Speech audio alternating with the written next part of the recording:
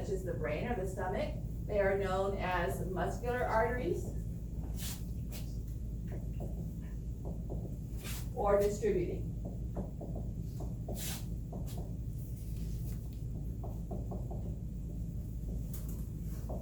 Okay? Arterials, we're going to describe the key thing I want you to remember about arterials is structurally they have 1 to 2 layers.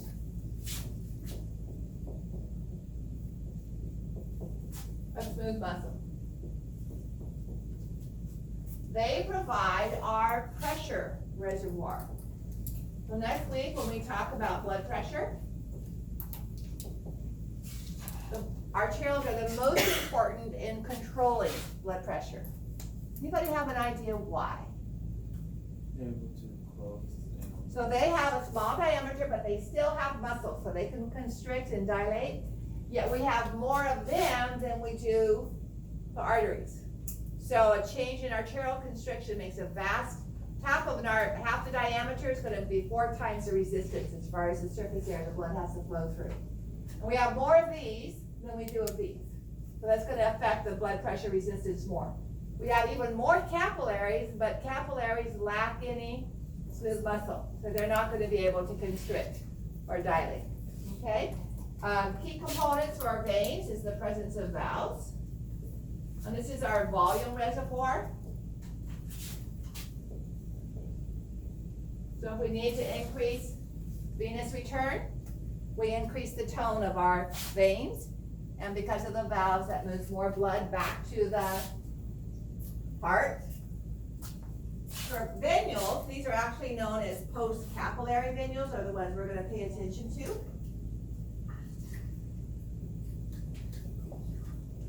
Post-capillary venules don't have any smooth muscle. They're like large capillaries. The key thing I want you to remember about post-capillary venules is this is where diapedesis occurs. Anybody know what diapedesis is? It's a part of the inflammatory reaction. I'll give you a diagram.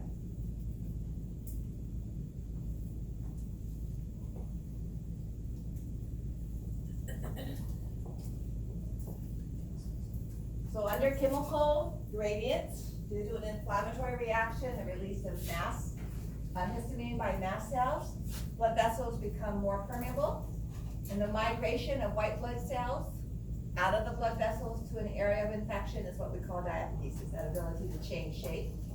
And that occurs in post-capillary venules. Okay? All right, so those are the facts that I want you to know about all of those. Now let's spend just a few moments looking at the actual wall structure.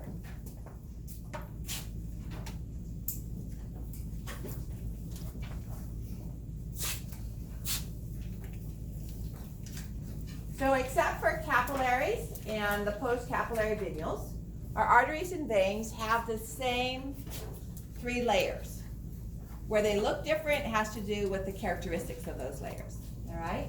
So this is an artery. This is a vein. You can see that the veins have much thinner walls, similar to what we described when we talked about pulmonary veins versus pulmonary arteries. It was their resistance to pressure, not the direction or not the containment rather, content of whether the blood was oxygenated or not. So may I erase the board? You guys are good with that?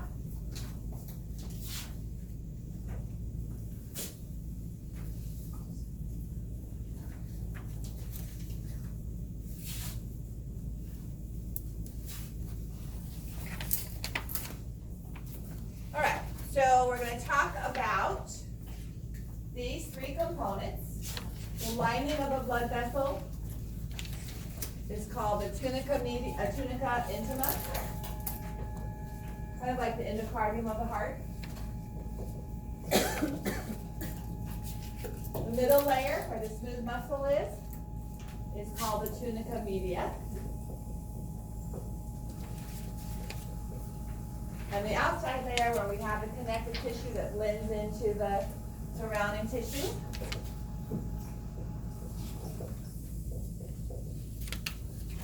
is called the tunica externa. So if we look first at elastic arteries, such as the aorta, it's going to have an epithelium, which is simple squamous epithelia.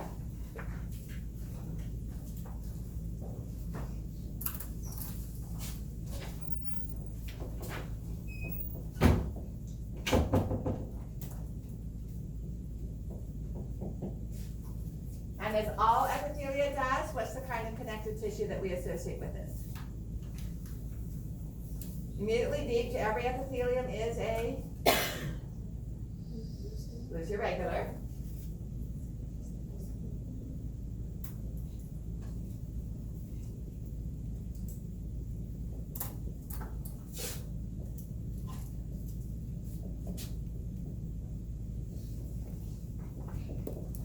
So that is the tunica intima. That simple squamous epithelium is continuous with the simple squamous epithelium of the endocardium of the heart. Okay. Then we have our smooth muscle. And the smooth muscle for the arteries is typically concentric. So if we were to look at artery, smooth muscle organization,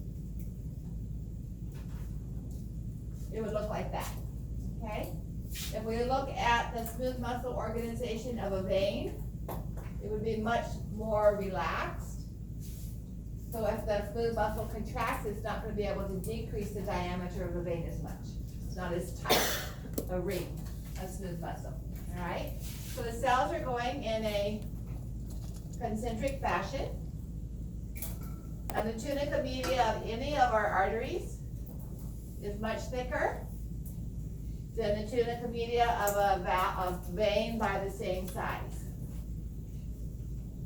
So relative to the diameter, the lumen of a vessel, the tunica media is going to be much, much, much larger for an artery. Now, these are elastic arteries, all right? So they're going to have sheets of elastic fibers in them. An elastic has to be stained with a black or purple stain to be visible. So that's what the tunica media looks like in an elastic artery.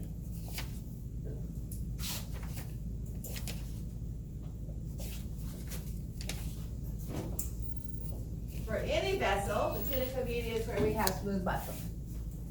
For elastic arteries, it's also where we find sheets of elastic fiber. These are not individual fibers branching like we have in our loose irregular connective tissue, but whole sheets. And so when the aorta fills with blood from a stroke volume contraction, it's these elastic fibers that help return it to its original diameter and continues blood moving away from the heart. Okay? So this blue that you see here, this is actually a muscular artery, so it's not going to have quite the sheets that an elastic artery is going to have. And then outside of this, depending on the size, with this we would have a dense irregular connective tissue on the outside. So the smaller the vessel, the less dense the tunica externa is.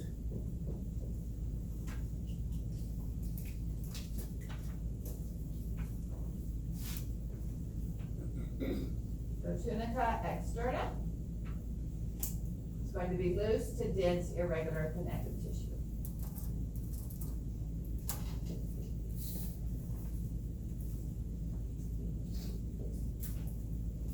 Is that the same thing as the tunica Adventitia, yes. Yeah, the same.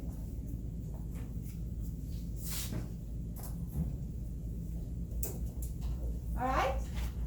So the next vessel, smaller in size typically, from an elastic artery, is going to be the muscular or distributing artery. This doesn't have as much pressure to resist an expansion or to recoil from.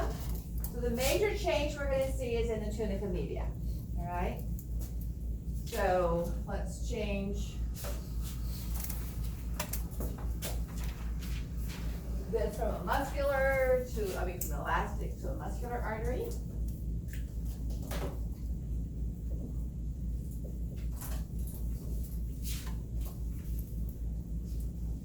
be variable in size, but we don't really characterize them by size so much as by structure. And we lose the elastic sheets in the tunica media. But what we gain are two major bands of elastic bordering the tunica media. So usually a little bit smaller, although it varies depending on where we see. And the tunica intima is thrown into folds like this. So this is very characteristic of muscular arteries. Still has a loose irregular connective tissue. And what throws it into that corrugated fold is a sheath of elastic between the tunica intima and the tunica media. So this is known as the internal elastic lamina. And it's a component of the tunica intima. Because of that internal elastic lamina, we see that corrugation, kind of like putting an elastic band on the inside of a waistband. It's going to pull it all together. So we see that increase in folding of the tunica media. We have a smaller, tunica intima. We have a smaller tunica media.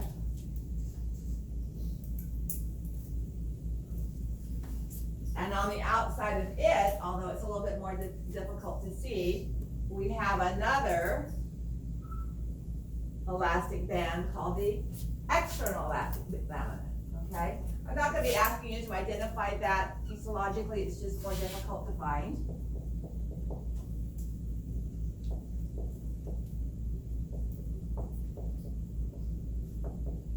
And we still have our tunica externa, it's just not as big.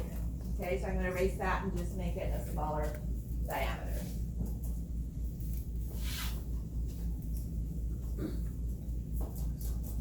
We're farther away from the heart, so we have less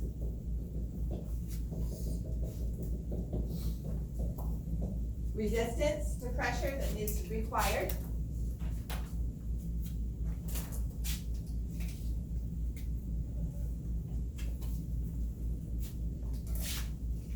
And we don't have the continuous bands of elastic sheets within the tunica media. So that's the difference between the muscular artery and the elastic artery. Okay? We limit our elastic sheets on either side of the tunica media rather than distributed amongst the smooth muscle.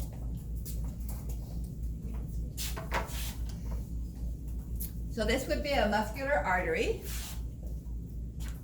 here, and let me just increase the size of this a little bit so you can see a little bit of that corrugation. See this right here? That dark blue that you see lining that is the internal elastic lamina, okay? And there'd be another one out here, but it's hard to differentiate from the way that the connective tissue is stained. That dark blue line that you see here is the internal elastic lamina, which belongs to the tunica intima. This would be the tunica media, and out here would be the collagen fibers that are being stained for the tunica externa or the tunica adventitia.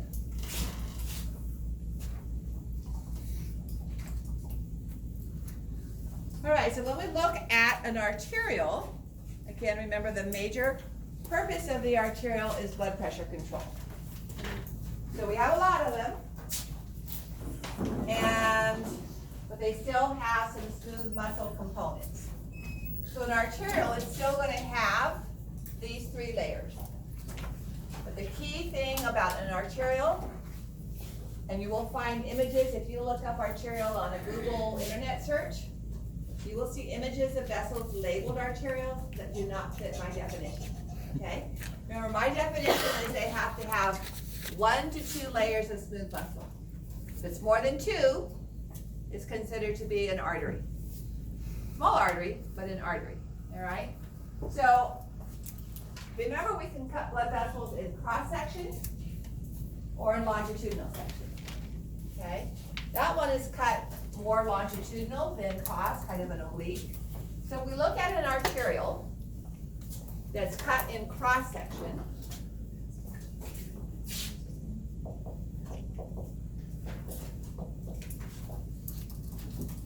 we're going to have our simple squamous epithelia. And I'm going to draw this larger than it should be proportionally, just so you can see some of the structural elements. All right, so we're going to have our simple squamous epithelium. This is irregular connective tissue.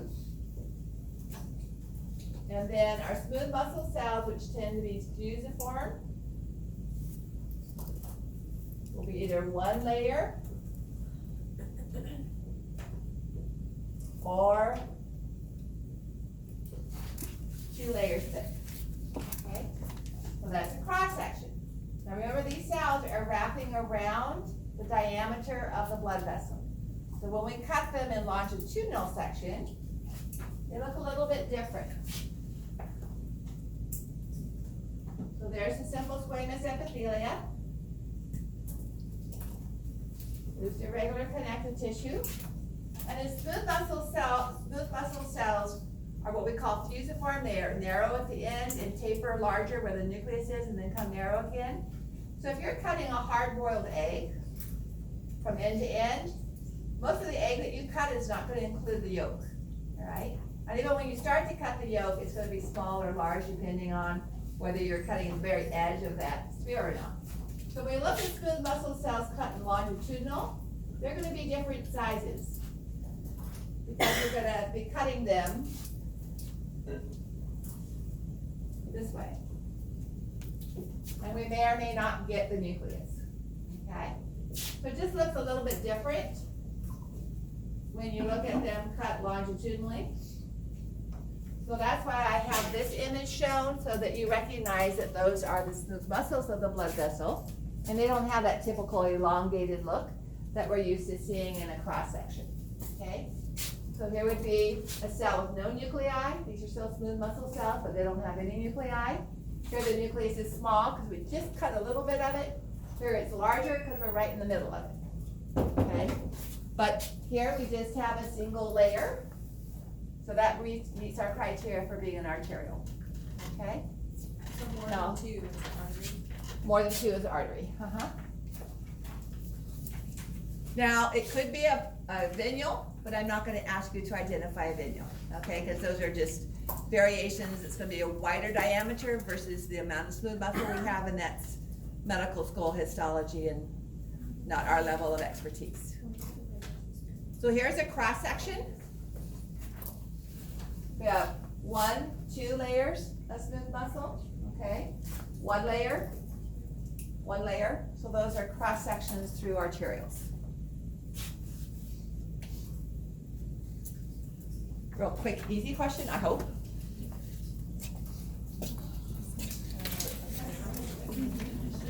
Short-term memory.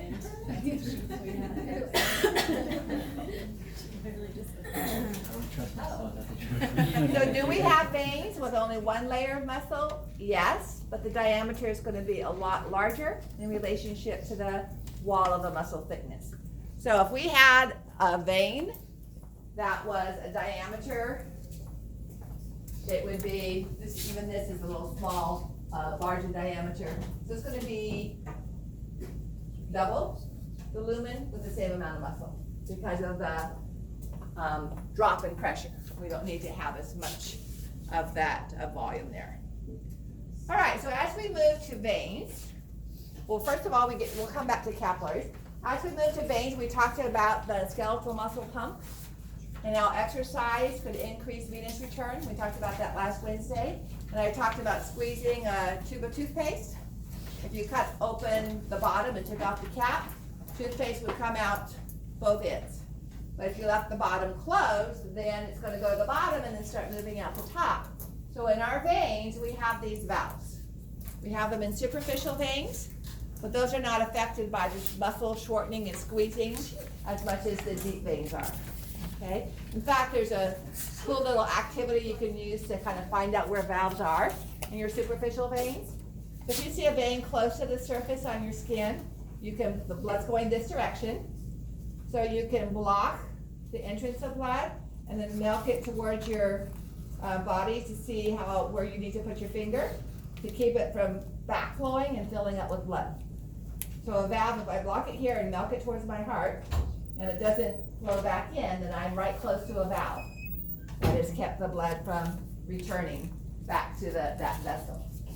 Although the skeletal muscle pump is most effective in deep muscles, where they're surrounded by large, deep portions of the limb where they're surrounded by large vessels.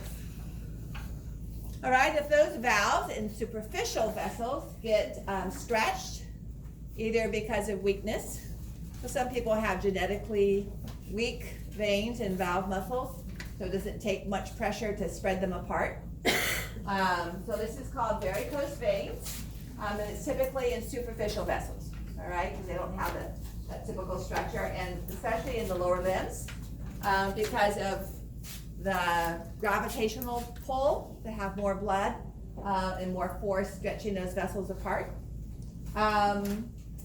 These can be treated surgically, so for a long time, a skin would be cut and these would be stripped out, just kind of torn out and torn away from other components. Then they would use chemical ablation, where a chemical was injected, a burning type chemical was injected into the valves and into the vessels, and that scarred them and they grew shut. And you can't see them or feel them if they don't have blood in them, okay? Typically now the treatment used is laser treatment for the same purpose of causing them to collapse. And if there's no blood in there, you can't see them, although peripheral circulation will develop around them over time. Now, I have read that pansy petal flowers, flower petals, have a chemical in them that increases the strength of the walls of the veins. I just don't know how many cups of pansy flowers you have to eat every day in order to do that. Nasturtiums probably would do the same, okay? You can see varicose veins in other places in the body. So people who have liver damage, such that scar tissue forms in the liver, are going to have pressure back up in the vessels that lead into the liver, the portal veins, and that will cause varicose veins on the abdomen to pop up. We'll look at that on Wednesday, or even in the esophagus. People that are alcoholics that have damaged their liver, the esophageal veins drain into portal veins right before they enter the liver. So as that pressure backs up, that can cause those esophageal veins, varicosities, to be right on the surface of the lining of your esophagus, and those can rupture and be torn by the food that you eat. So it can cause bleeding into the stomach from those areas. So we'll look at some of these when we look at the veins on Wednesday. Okay, capillaries. We're going to talk about various types of capillaries when we get to the organs that have them. The capillaries have only a simple squamous epithelium. What does every epithelia have typically?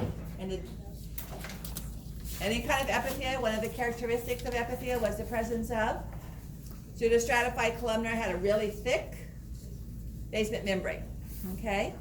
So, a continuous capillary is a capillary that has a continuous basement membrane. As if you took your finger and dipped it into paint.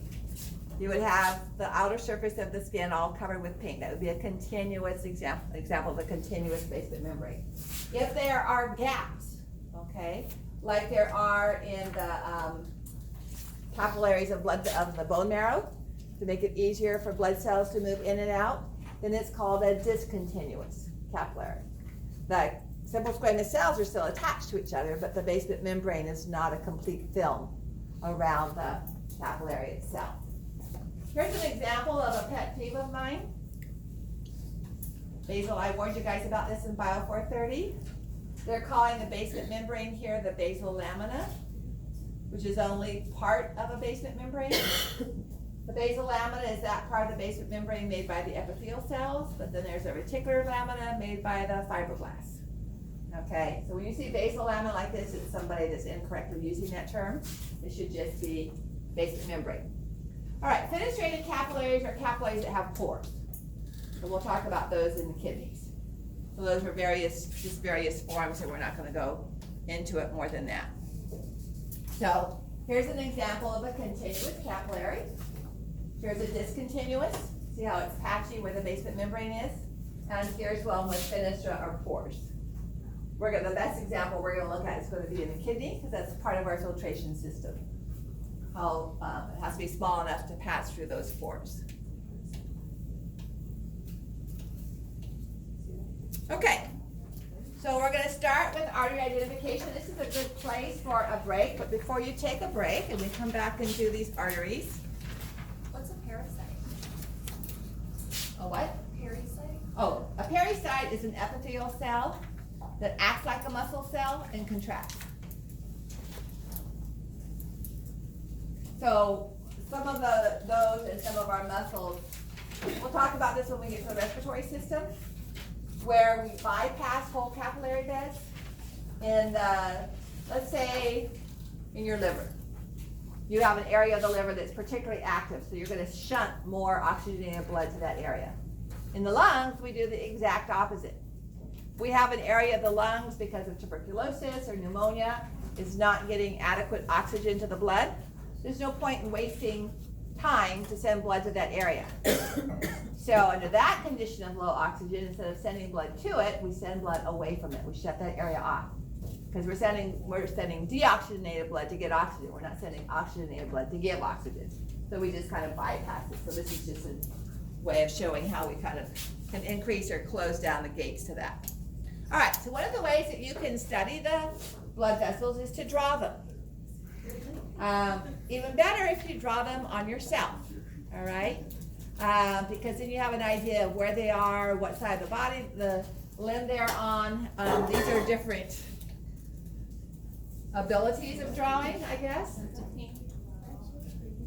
Here the organs were included, and you can see this is before the era of cell phones. Showing some fetal circulation. Labeling.